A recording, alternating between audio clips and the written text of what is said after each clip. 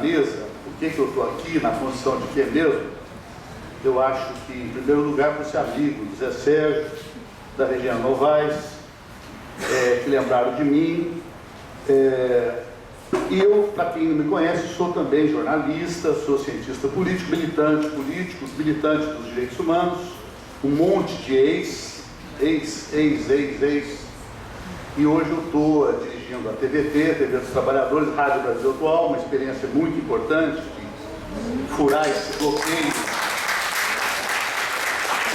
da mídia, né, que é um tema que nós nem tivemos oportunidade de tratar aqui, mas seria certamente merecedor de um curso do mesmo tamanho, de 16 sessões, para a gente também encarar e poder decifrar, né, o peso, o papel que determinados jogos tiveram na construção desse clima mais recente de clamor pelo ódio, pela intolerância, pela violência, a denegação cabal do não matarás, que Moisés teria recebido lá do alto do monte, para uma propaganda de sim, matarás, né? Um governador que se elege dizendo, matem, na cabecinha de um presidente da República que fala assim, e um governador não só do Rio, de vários estados. Eu quero dizer também que a emoção, né, São Luís, de um paulista, primeiro por estar nesse Rio de Janeiro aqui, e para quem mora em São Paulo, com todo o problema que o Rio possa ter, sempre para nós é um respiro de beleza.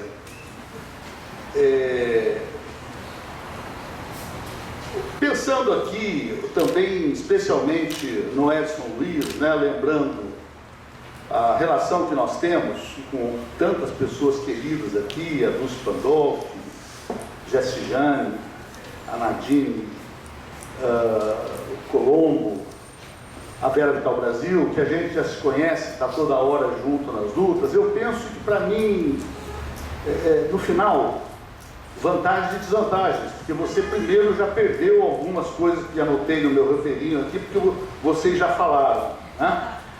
Segundo, a responsabilidade de poder colher alguma coisa, uma reflexão que, claro, no meu caso, eu não tenho a vivência que você, Cecília, tem de estar nesse dia a dia aqui, né? A Jurema, papel da anistia. Eu quero vincular um pouco mais ao tema da memória da verdade. Agora há pouco estive com o meu companheiro, Vadir Damus, que mandou uma saudação para todo mundo, reclamou, queria estar presente também. Visitei a exposição ali.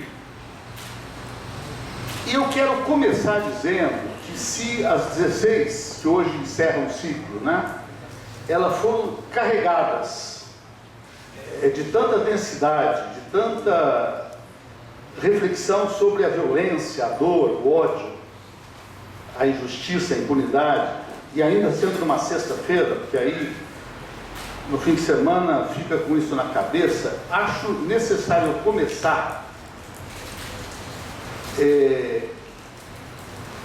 convocando aqui no coração das pessoas, das mulheres, homens, jovens presentes. É muito possível que cada um de nós esteja vivendo aí um momento de desalento também, de desesperança. E aí eu tenho que começar por aí, porque o pulsar também é pulsar da história, e os processos históricos são irreversíveis. Eles têm momentos de desconstrução, de regressão, como agora, como no nazismo, mas eles preparam inevitavelmente novas auroras, a retomada, e quem não acreditar nisso, desculpem aqui a má lembrança do Capitão Nascimento, peçam para sair. Porque os direitos humanos, ou qualquer projeto de igualdade, democrático profundamente, de uma democracia que nós não construímos ainda a rigor no Brasil, ou do socialismo, ele requer essa segurança, convicção de que nós já passamos por momentos mais difíceis do que esse, e nós viramos E eu, como cientista político, há 40 anos fazendo análise de conjuntura, 2, 3 por semana, em grandes grupos em São Paulo, em pequenos grupos de bairro, 6 pessoas, viajando o Brasil com isso, nos últimos anos, quando eu lembro que nós somos uma geração vencedora, aqui nessa sala nós já misturamos gerações. Eu não sou da mesma geração das pessoas de 30 ou de menos de 30 anos. Na literatura, a geração é mais ou menos 30 anos. Eu digo que nós somos uma geração vencedora porque promovemos mudanças no Brasil que eram altamente improváveis. Eram improváveis por tudo isso que nós acabamos de ouvir aqui da nossa história mais de raiz. 2 genocídios fundadores. Aquela mentira da primeira missa, a Mariana Chauri lembra, o mito do Éden, é uma mentira, até das roupas do primeiro brasileiro que estava aqui já quando os portugueses chegaram. É a história do genocídio de 5 milhões de moradores iniciais e um genocídio de africanos trazidos como escravos que durante 330, 350 anos moveram toda a economia do Brasil. Talvez não haja nenhuma outra escravidão tão importante na história do planeta, nem nos faraós, nem na Roma, porque nesses países, nesses estados, havia escravidão, mas a escravidão nunca foi constitutiva como aqui, de 90% do que seria o PIB.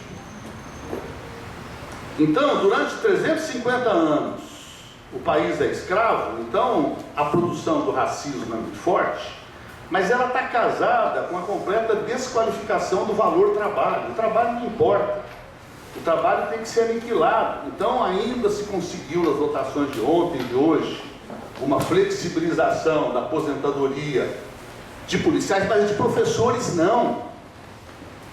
De professores não, professores.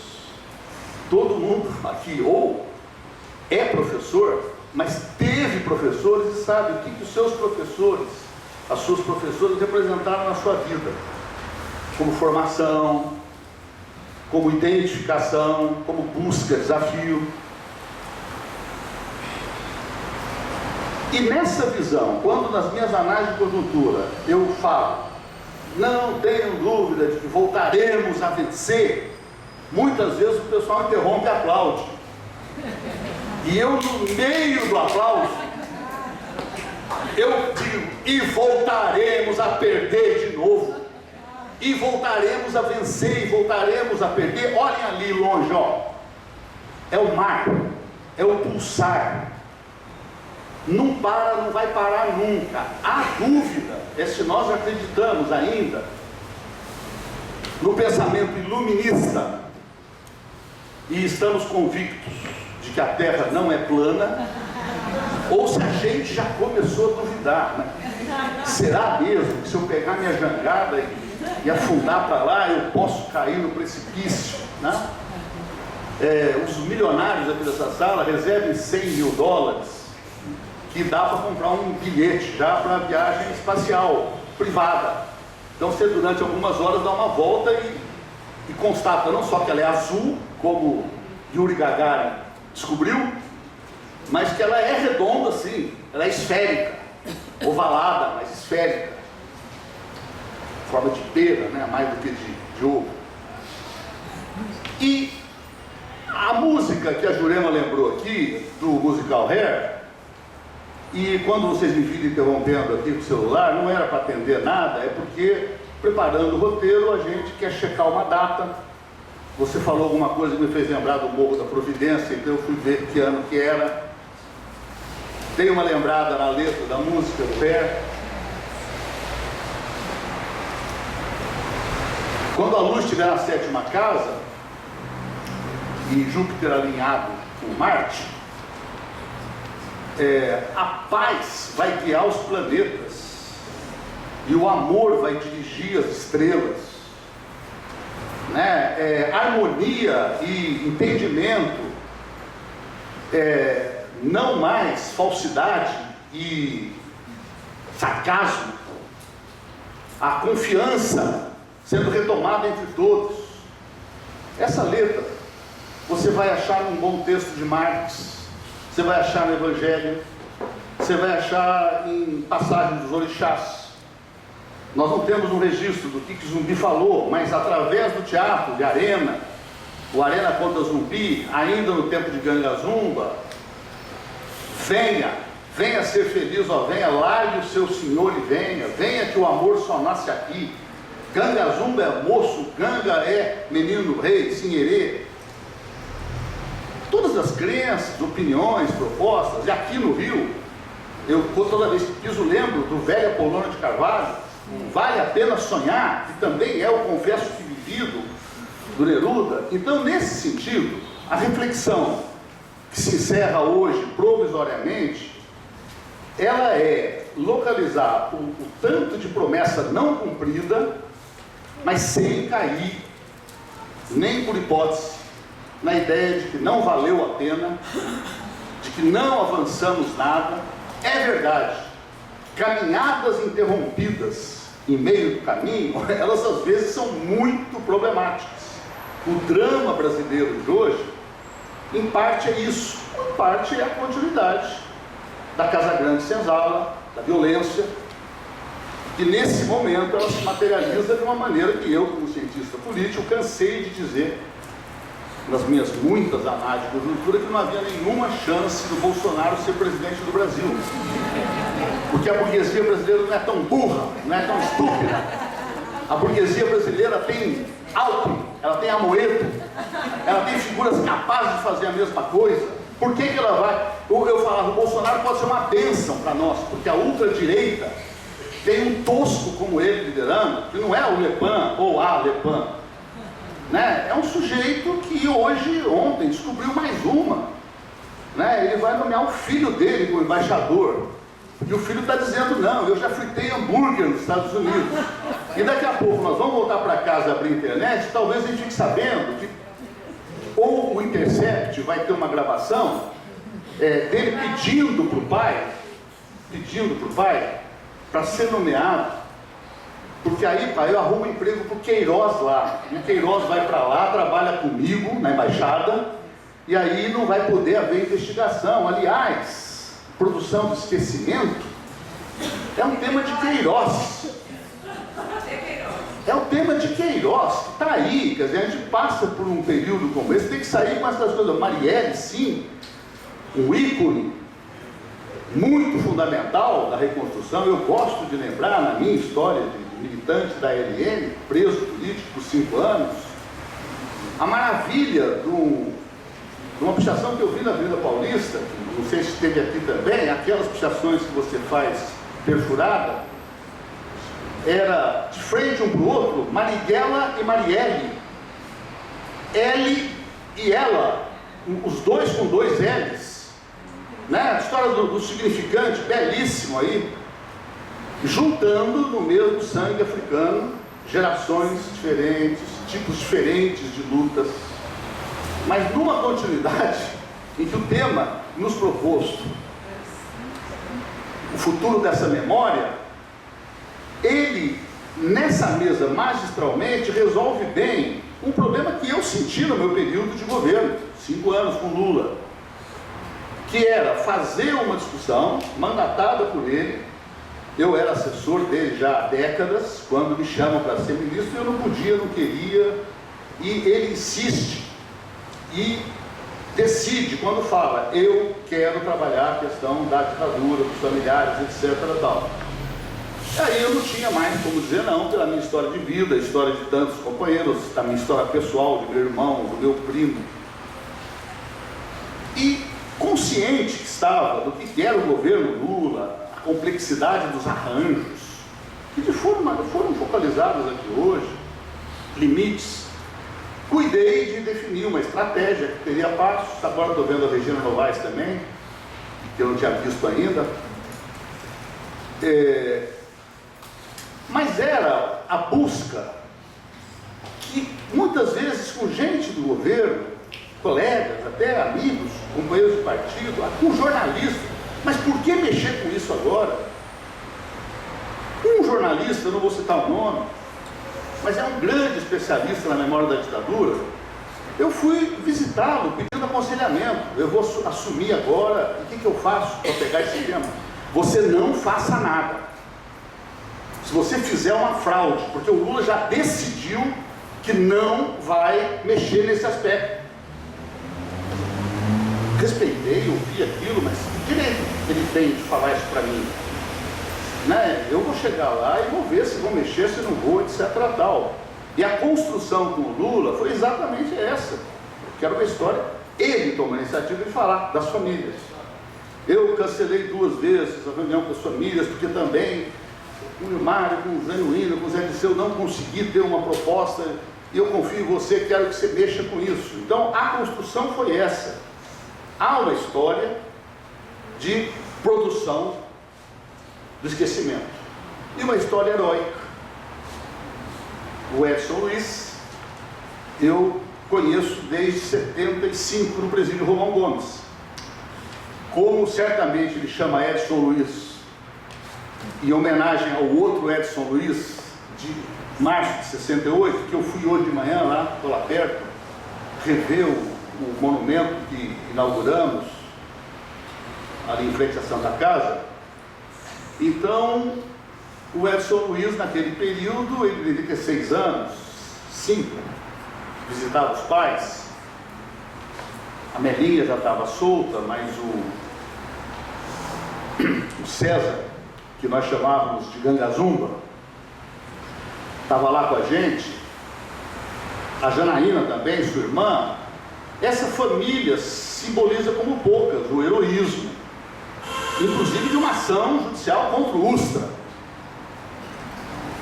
Uma vida inteira de décadas, e o Estado, num governo como o de Lula, assim como o do Fernando Henrique antes, já tinha acolhido algo, criando a lei 9.140, da Comissão Especial de Mortos Desaparecidos. Não podia um governo Lula, que já tinha nessa altura do campeonato 3 anos, quase 3 anos, não dar passos adiante, porque é assim que se faz. O passo pode ser insuficiente, sempre pode haver análise de que podia ter ido mais. Então houve um processo aproveitando uma característica muito positiva do governo Lula, que era a abertura para conferências, para conselhos. É o primeiro eixo do PNDH3, a interação democrática entre sociedade e Estado. Sociedade e Estado não podem pensar juntos, não podem pensar igual. Onde acontecer isso está errado. Pode ser Cuba, pode ser Venezuela, onde for.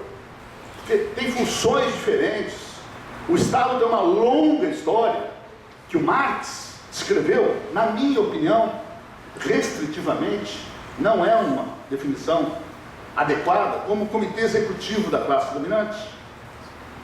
E o Gramsci, grande marxista, aperfeiçoou, criou o conceito de Estado ampliado, dizendo que o Estado hoje na Itália, né, com Mussolini e tudo, com o Vaticano e tudo, encravado no território, ele se abria à disputa das classes sociais. Então era preciso pensar numa outra caminhada, que era a caminhada da construção de autoridade política, intelectual e moral da nação, o conceito de hegemonia do Gramsci. Que muitos viam, bom, então é o abandono da teoria da revolução, da ruptura, e é um jeito macio de fazer a passagem. Perguntem para o Olavo de Carvalho se ele acha isso do gramscismo. Quer dizer, ele trata o Gramsci como se fosse um terrorista do Estado Islâmico, alguém que está aí para atacar em qualquer hora. Toda a moderação que pautou o governo Lula, e que às vezes nos levava a ter devaneios do tipo, bom, nós não conseguimos mexer nos pilares do sistema de dominação, mas pelo menos demonstramos que há brechas possíveis. Na questão do Bolsa Família, você incorpora milhões de pessoas, você evita que milhões de crianças morram de fome, você cria programas, aperfeiçoa, multiplica alguns anteriores e cria novos para a inclusão escolar, né? Formar o engenheiro, a médica,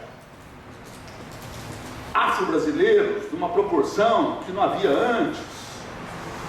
várias outras políticas como essa, a elite brasileira pelo menos estará obrigada, como a elite europeia do pós-guerra se sentiu obrigada a ter uma convivência com o movimento sindical. A Alemanha criou a cogestão, as grandes empresas têm um trabalhador, membro da diretoria, eleito. Puro devaneio.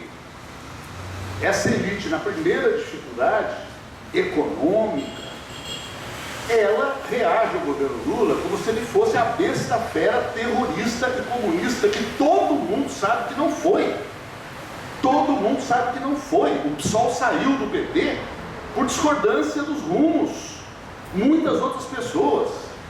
E o que se construiu, e a eleição, o impeachment e a derrota e a vitória, são construídos em torno de uma mentira.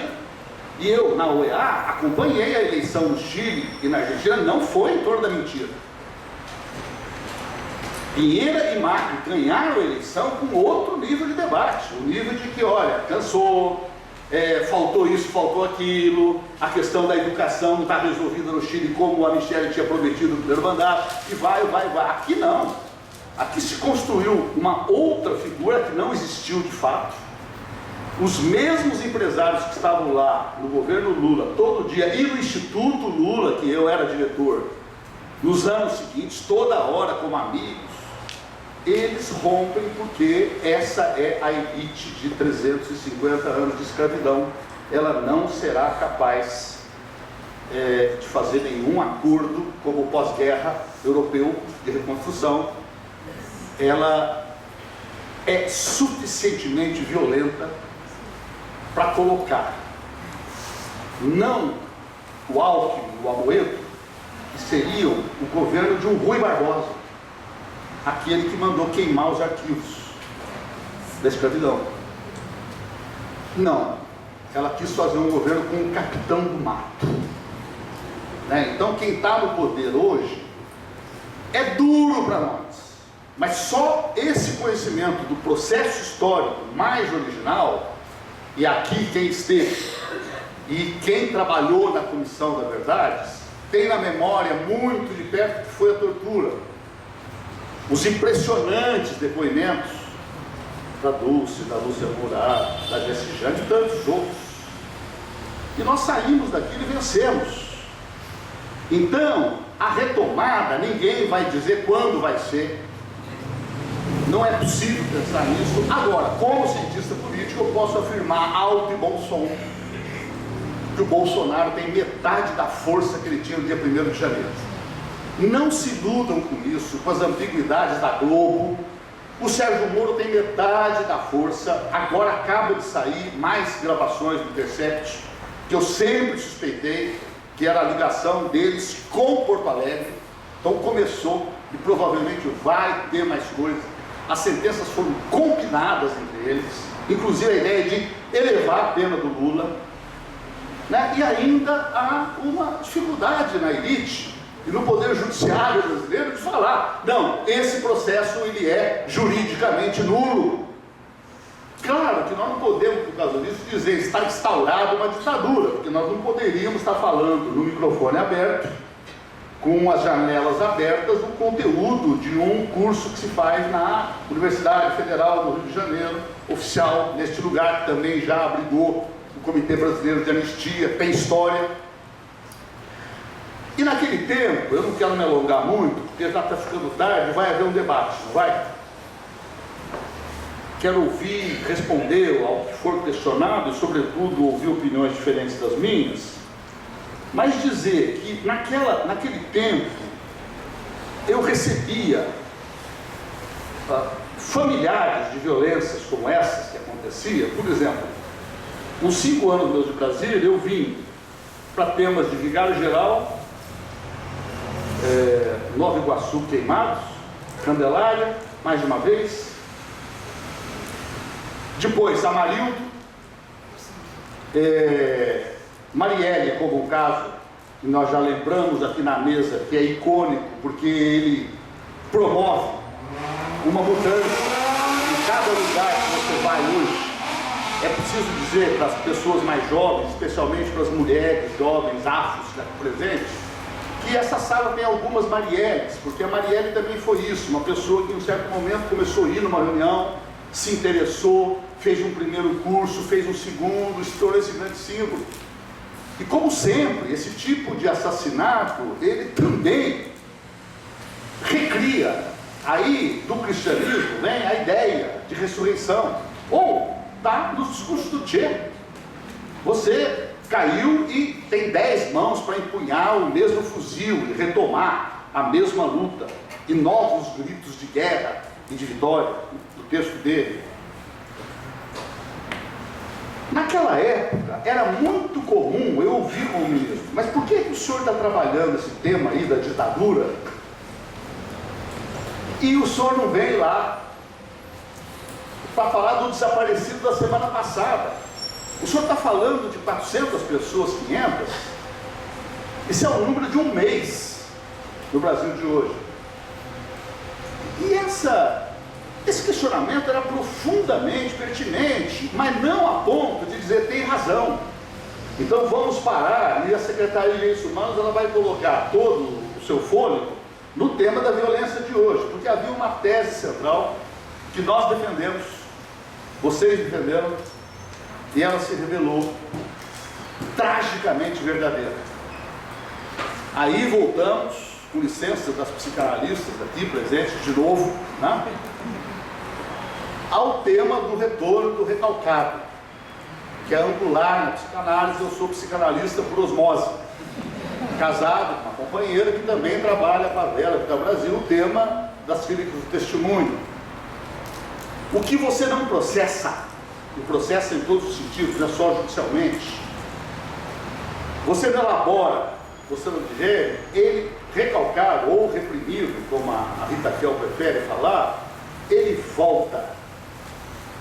E o recalcado da repressão, da tortura, voltou na Avenida Atlântica e na Paulista coalhada de verde e amarelo, pedindo a ditadura militar de volta. Isso nós tentamos dizer, e havia pesquisadora norte-americana com um livro para dizer: os países onde não se fez o devido processamento da violência, os índices de criminalidade são superiores, com dados de pesquisas de anos. E claro, não vou me alongar nas desavenças internas que houve. O Jobim acaba de fazer uma longa entrevista no Valor Econômico, que eu mandei para vários amigos. Falei: olha, discordo, mas leitura obrigatória. Ele reconstrói hoje como banqueiro e um sujeito que está aí para ser eventualmente presidente da República, né? Já foi cogitado no ano passado, não, porque ele dialoga com Lula, dialoga com Fernando Henrique, é banqueiro, é ministro das Forças Armadas, já foi presidente do Supremo, etc. tal. A superação de Bolsonaro acontecerá, mas não será certamente para uma coisa digna de aplauso, de emoção. Pode haver etapas diferentes, e porque as forças que governaram no Brasil, o PT em especial, tem de fazer o processo de análise dos seus profundos erros, da sua estratégia, e claro, sem abrir mão do que é fundamental, que é não permitir a violência de manter Lula preso com a armação que foi colocada e que está cada dia mais comprovada.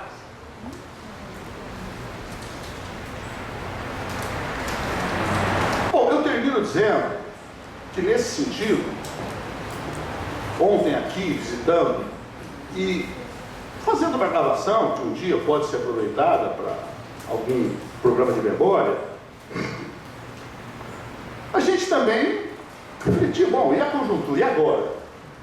Podemos fazer um curso como esse de novo aqui, com o mesmo tema? Sim ou não? Eu sou do conselho lá do Memorial da Resistência em São Paulo e do Núcleo de Preservação da Memória Política que o Maurício Politi teve aqui num dos dias. E no começo do ano, reunião anual do conselho, ia prosseguir as reuniões quinzenais com os velhos temas que, assim, um dia eu homenageei o Marighella, outro dia o Lamarck, outro dia... E eu mesmo recomendei: eu acho que não.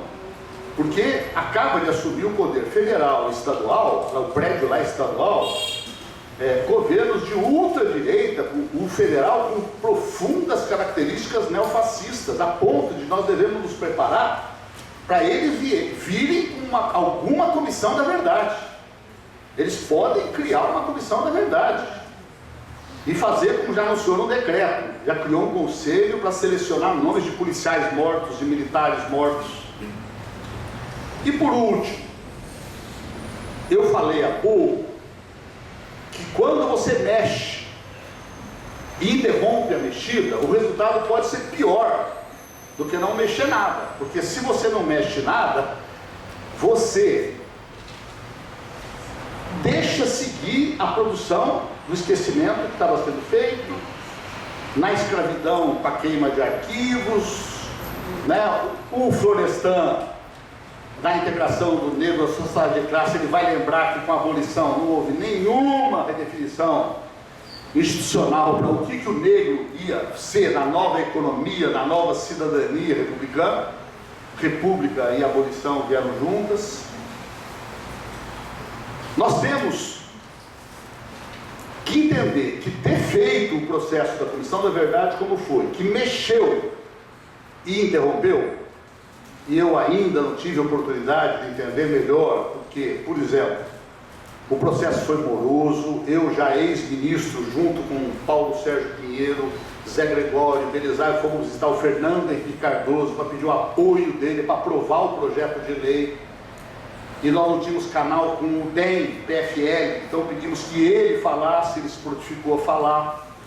A Dilma fez dos seus melhores momentos da comissão de governo, aquela instalação da comissão com os presidentes, os generais todos sentados ali ouvindo. E espantosamente, no 10 de dezembro de 14, com ela reeleita, por sorte a gente corrige na véspera. Eu já estava na OEA e fiz um evento na véspera para discutir lá em Brasília com a ministra Ideli e 100 pessoas convidadas, o que deveria ser o meu trabalho em Washington na relatoria DESC, Direitos Econômicos, Sociais e Culturais, o ramo mais pobre, mais desprezado dos direitos humanos. Há muita resistência em aceitar os direitos humanos contra a tortura, direito de convicção religiosa, a igualdade racial, mas ainda mais para temas da educação, da saúde. O meu colega Jobim foi atacar o PMDH3 no plano, dizendo assim: tem capítulo sobre moradores de rua, isso não é direitos humanos, isso é assistência social, né? Então, assim, um ministro graduado, que pode eventualmente ser presidente da República, ele fala, isso não é direitos humanos, e muita gente pensa como ele. Ele foi presidente do Supremo, ele foi ministro do Fernando Henrique e do Lula.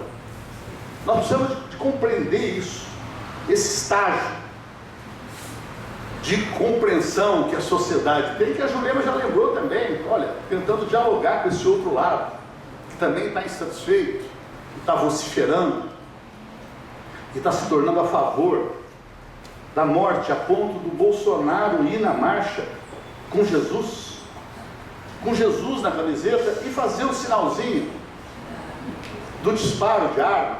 Quer dizer, então, nesse sentido, o país terá que fugir do território da psicanálise para ir para a velha psiquiatria, do hospício mesmo, né? De uma situação em que as coisas passaram inteiramente do limite. Aqui se realiza o slogan do Milan Astray, né? O chefe do Francisco Franco: abaixo a inteligência, viva a morte, né? O famoso entreveiro dele com o reitor Unamuno, na Universidade de Salamanca, em que ele fez discurso, e o reitor: você quer o tempo do conhecimento, eu sou o seu sacerdote, não posso aceitar esse grito de abaixo a inteligência, viva a morte. O professor Zé Sérgio pensava, e vocês contavam, talvez o novo ciclo seja mais da ciência. Eu falei, maravilha, trazer a SPPC, trazer as discussões, talvez fazer uma mesa e trazer algum ilustre terraplanista e pedir para ele vir, mas quais são as suas evidências de que a Terra é plana? Como é que vocês chegaram a essa convicção? Né? É preciso agora fazer do reduto da universidade, asfixiada financeiramente, atacada juridicamente. Né? Vocês lembram? Processo eleitoral, tribunais eleitorais estaduais do Brasil inteiro se articularam por telefone para fazer a mesma regra, né?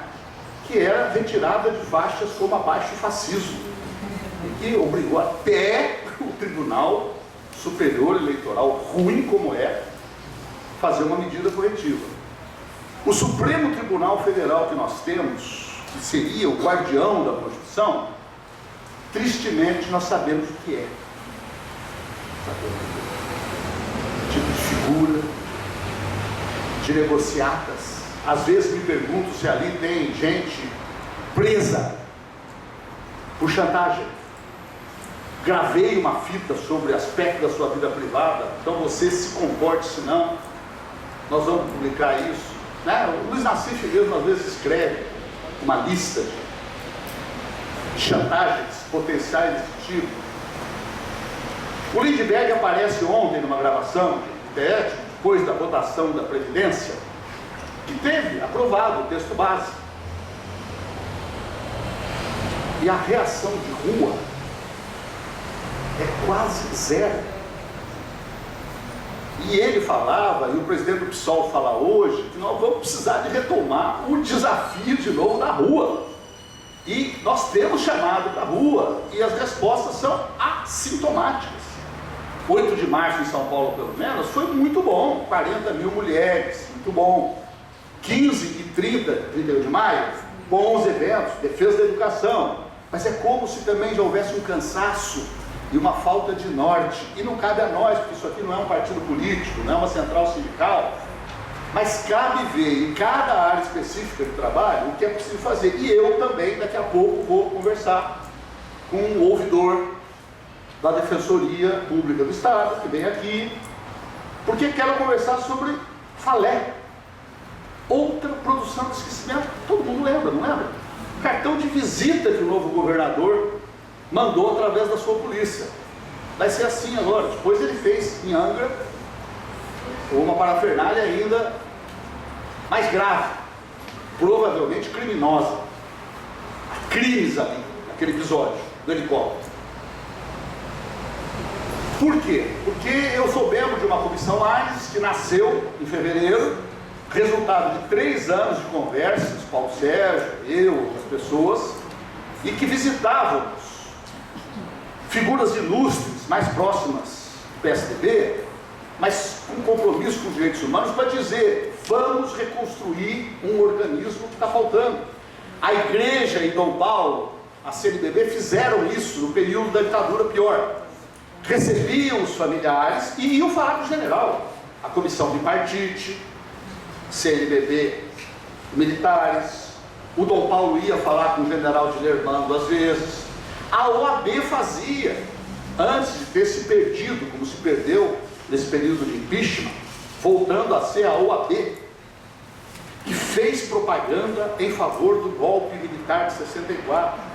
A OAB fazia das suas reuniões uma armação e ficou apoiando o golpe pelo menos por uns 2, 3 anos, até romper, até receber bomba dirigida ao presidente Seabra Fagundes, que matou Lida Monteiro. Então a comissão ANES, ela escolheu alguns casos e ela sabe o seguinte: é uma comissão que tem como grande força juntar pessoas diferentes, algumas notáveis, como Margarida Genevois, que o Witzel não vai poder mandar prender. O filho do Bolsonaro não vai poder chamar dos adjetivos que gostaria de chamar. Então usar essa força para tentar ajudar os movimentos reais que existem, que são os que vocês integram, com rede, com pedido de cooperação e pressão para não deixar esquecer. Não pode terminar assim a morte com 80 tiros feitos por militares. E se não formos capazes de achar um mecanismo, será esquecido. Falé será esquecido, a morte aqui dos 80 tiros será esquecida, porque é uma história de séculos que se reempodera. E os guardiães da Constituição estão acovardados. A gente saúde e festeja quando tem um gestozinho, um ou dois. Então, nesse sentido, o chamado é para que vocês também pensem na universidade o adequado. A Comissão Armes não é nacional, ela tem muitos paulistas, mas quem sabe lá em Recife, eu estive lá duas semanas atrás, o pessoal da Comissão Estadual da Verdade, Dom Helder Câmara, olha, aqui em Recife vocês não conseguem criar uma comissão desse tipo, com as pessoas daqui, de vários partidos, de partido nenhum, de igrejas, né? Na hora de discutir Dom Paulo, a gente discutiu longamente se era esse o nome mesmo ou não, porque olha, é uma hora que nós precisamos trazer evangélicos, né? É muito importante até que ponto o nome de um bispo católico não cria dificuldade. Não cria, porque Dom Paulo sempre foi ecumênico, estava ao lado do Rabino Sobel, do Jaime Wright, fez o culto ecumênico. Então ele é um nome, já existe uma frente ecumênica, Dom Paulo Evaristo Arnes, e foi por aí, mas cada lugar vai saber o nome e o conceito e a abrangência mais adequada. O que precisa é criar organismos novos como esse.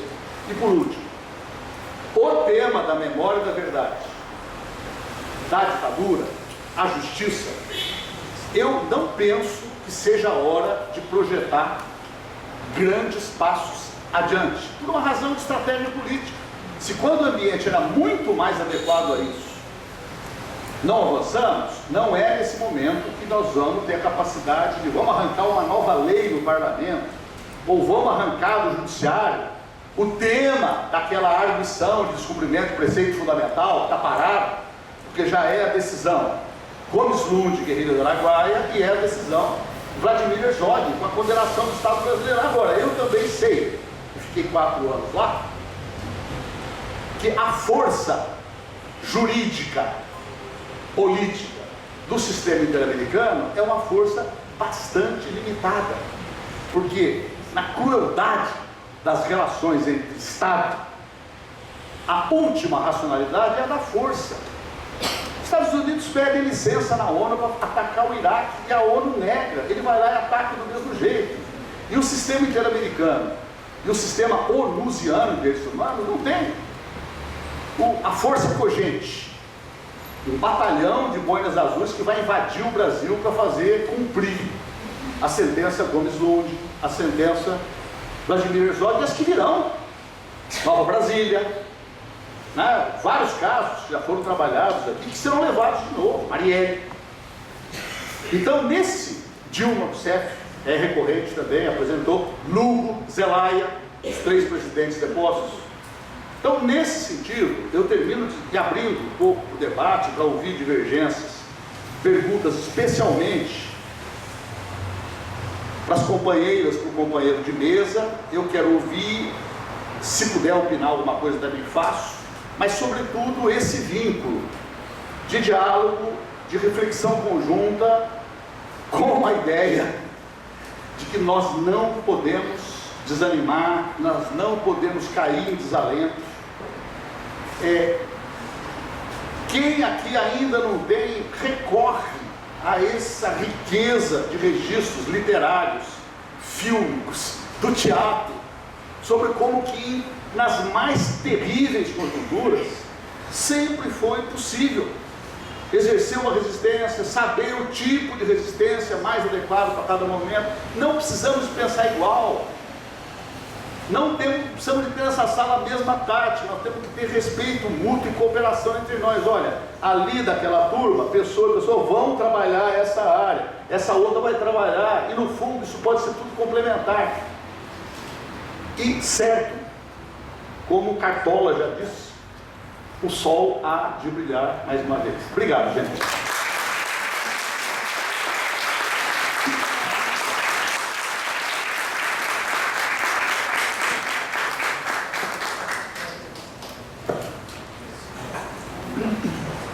Bom, agradecer essa fabulosa mesa. Já tivemos outras fabulosas mesas ao longo desse curso, mas aqui tem um apogeu assim, de várias gerações. Eu sou mais velho, enfim, de jovens e maduros, e enfim, tem síntese, né?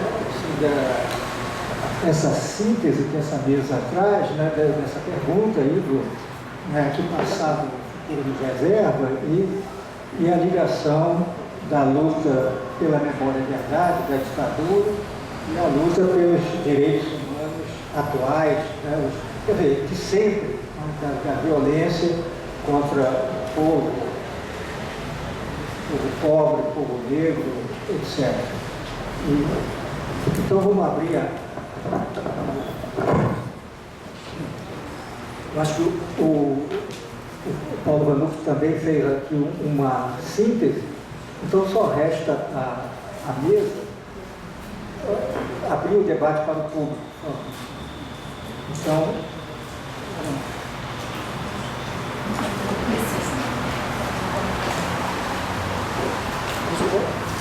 podemos abrir para uma rodada, né?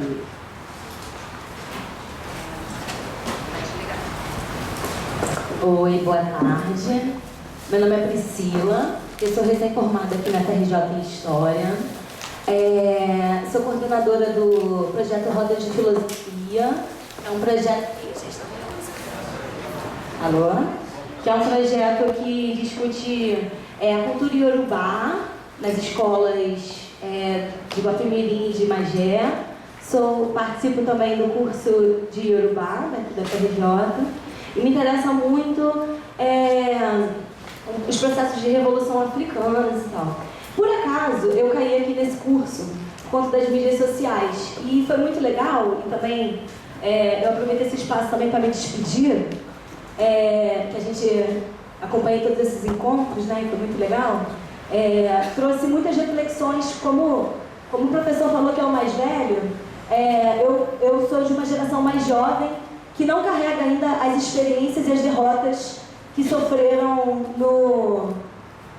na ditadura militar, né? No processo de golpear a ditadura e de retomar, como o professor estava falando.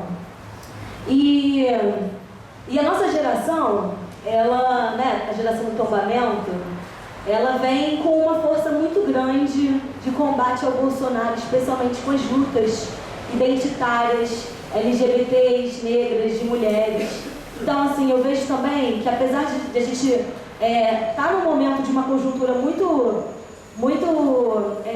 de ataques à democracia, e aqui eu deixo uma pergunta já para a mesa, para todas e todas da mesa, que ainda estamos no mesmo regime depois do golpe de 2016 e da transformação em Brasília dos gabinetes e da deposição da presidente eleita democraticamente, Dilma Rousseff, que foi a primeira mulher eleita, né?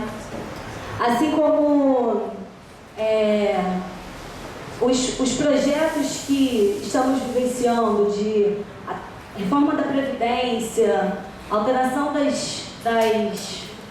legislação das armas, o encrudecimento da violência policial nas favelas, os ataques às universidades, aos professores com escola sem partido, e acompanhando também todo esse curso e todos esses pesquisadores que vieram aqui, sei lá, acho que foram em torno de uns 30 pesquisadores, 52, mas todos que estiveram aqui do outro lado, trazendo suas experiências e suas pesquisas, eu venho perguntar para vocês se de fato a gente continua no mesmo regime, porque eu acredito que não.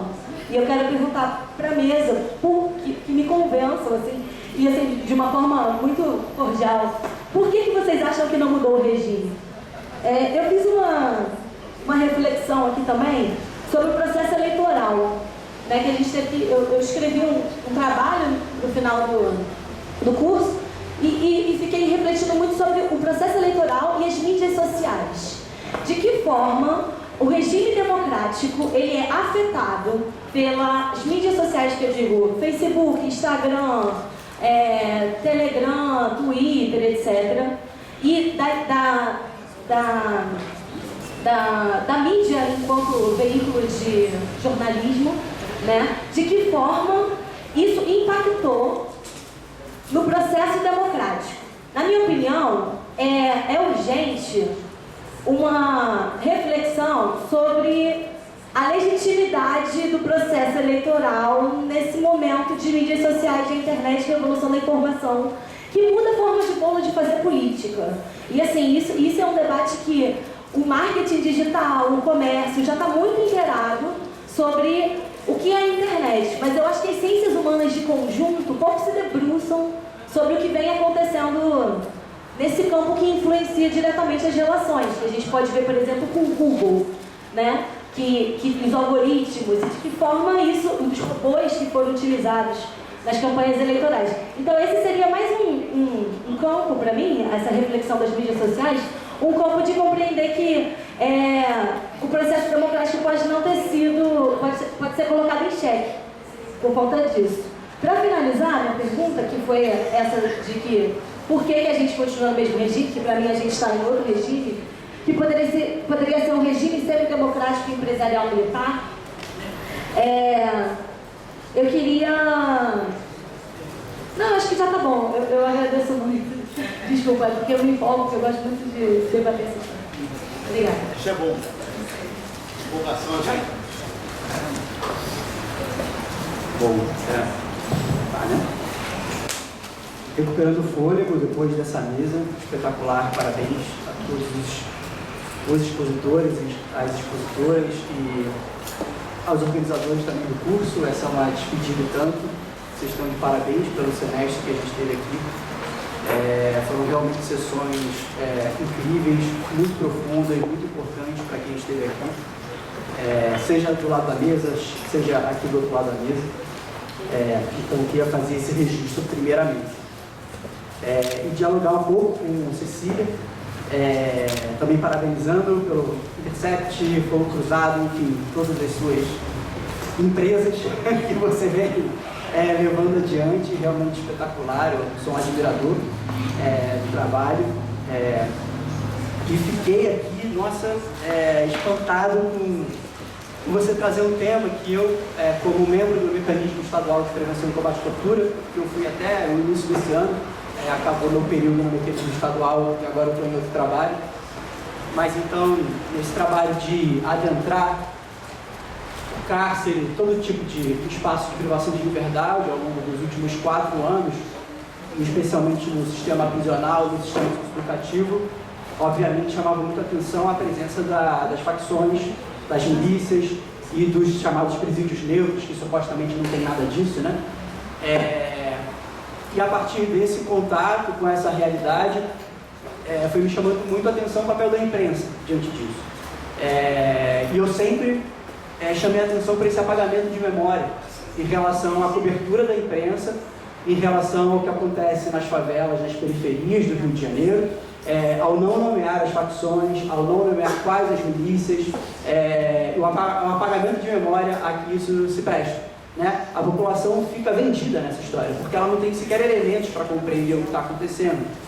E aí você tem o resgate do Fat Femme, uma liderança do Comando Vermelho, do Souza Guiara, 2 anos atrás, uma ação ousada, né, do Comando Vermelho, super ousada, super interessante pensar o que está acontecendo na cidade do Rio de Janeiro. Caramba, tem um grupo armado que se organiza, retira uma liderança de hospital e leva de volta, né, para o seu lugar de segurança.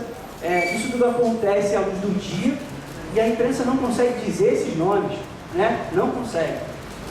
E a partir disso você tem políticas públicas sendo pautadas. Eu trabalhava na LERJ, porque eu trabalhava no Mecanismo Estadual de Prevenção e Combate à Tortura, e a LERJ já aprovou um projeto de lei, foi aprovado, que impedia o acesso de qualquer preso ao Sistema Único de Saúde, ao SUS.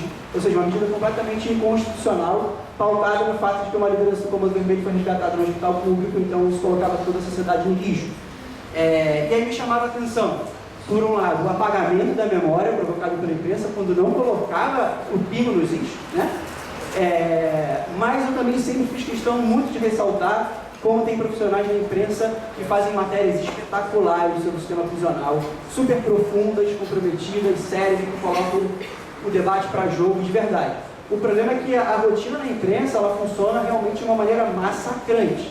E aí lembra, né, as notas da imprensa nos assassinatos, prisões durante a ditadura militar, e reproduzia meramente a nota oficial, né, da Secretaria de Segurança. O jornalista reproduzia, provavelmente, né, o jornal não dava a reproduzir, e ficava por isso mesmo.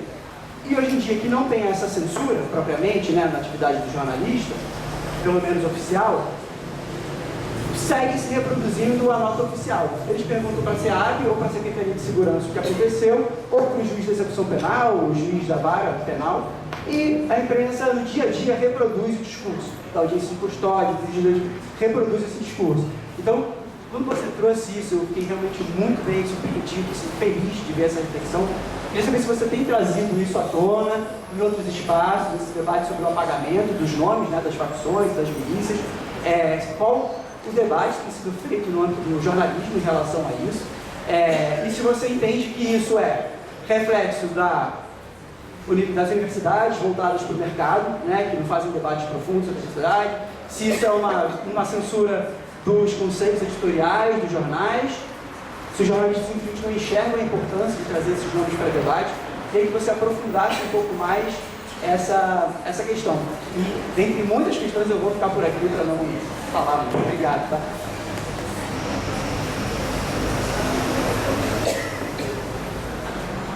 Bom, boa tarde a todos de novo. Primeiro eu queria, não foi combinado, mas eu acho que eu falo em nome das outras organizadoras, que talvez queiram falar também depois, mas queria muito fazer um agradecimento emocionado, de verdade, à mesa, aos companheiros e companheiras que estão na mesa e nos brindaram com esse debate incrível hoje, mas fazer também esse agradecimento aos companheiros e companheiras que têm vindo às sessões e enriquecido tanto esses debates que a gente tem tido. E acho que quando a gente pensou na configuração dessa mesa final, a gente não conseguia imaginar o quão diálogo ela ia estar com o que foi o conjunto dos debates que aconteceram aqui. Então, por mais que nossas expectativas fossem altas, eu acho que elas foram superadas. E isso mostra, isso ficou muito claro ao longo desse curso, eu acho, que a gente também teve a capacidade de reunir aqui, e aqui hoje tem várias pessoas que também tiveram aí no lugar da mesa, estou vendo Vera, Liliana estava aí, Fábio, Dulce, não sei, não lembro mais quem, mas a Nadine. A gente teve a capacidade também nesse curso, eu acho, não sei se as pessoas concordam comigo, mas de entender que alguns problemas que as pessoas acho que pareciam que estavam refletindo de maneira isolada se configuram como um problema que está sendo tratado de maneira coletiva, e que sim, tem muitas pessoas que estão se preocupando com como pensar essa dimensão da memória de uma maneira mais complexa do que aquela que marcou as políticas de memória que existiram no Brasil ao longo da talvez finada Nova República, e também pensar essas próprias políticas de maneira mais complexa, que não, de forma a não encontrar nelas um sentido único, seja um sentido laudatório, seja um sentido crítico, e conseguir também ter a capacidade de fazer um balanço dessa experiência dos últimos 30 anos, que nos permita olhar os limites do que houve, do que foi, e ao pensar do que fazer agora, né, o Paulo falava do que fazer em relação a essa pauta especificamente agora, eu imagino que também ao fim desse curso a gente tem algumas pistas. E acho que uma das questões que sintetiza essa mesa, mas sintetiza o curso também, tem a ver com algo que é muito difícil da gente assumir, a gente conversava sobre isso ontem, né, que é como, ao produzir pouca memória sobre o que foi a violência da ditadura, o pouco que se produziu de maneira limitada, a gente também, de maneiras paradoxais, construiu, você até falou, né, o Status já ajudou a construir, porque é muito mais complexo que isso, mas a gente também, nesse campo da memória, verdade e justiça, conviveu, pelo menos, com a produção do esquecimento de outras violências do Estado, né?